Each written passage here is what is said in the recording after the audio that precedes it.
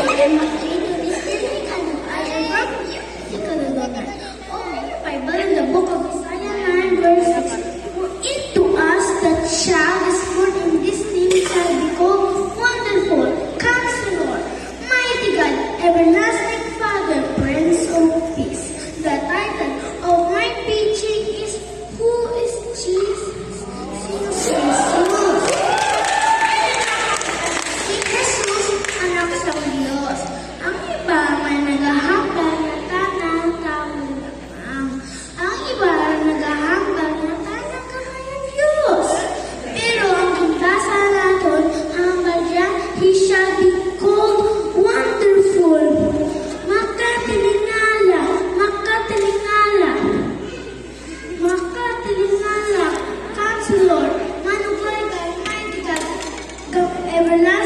Gamahanan ng Diyos, Everlasting Father. Nagapatayo na may magtitipid kang pag-daig.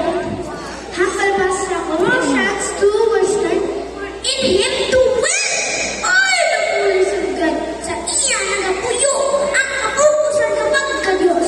Nagpakataho na paagi kay Maria para maluwas kita, para matubos ang atong kasalanan. Kinahalat ang anang kabuhi sa krus, sa Kalbaryo na peace kita magbayad. And that Jesus and that is crucified, the mighty God, the everlasting Father, and He is the Son and coming King. Kung hindi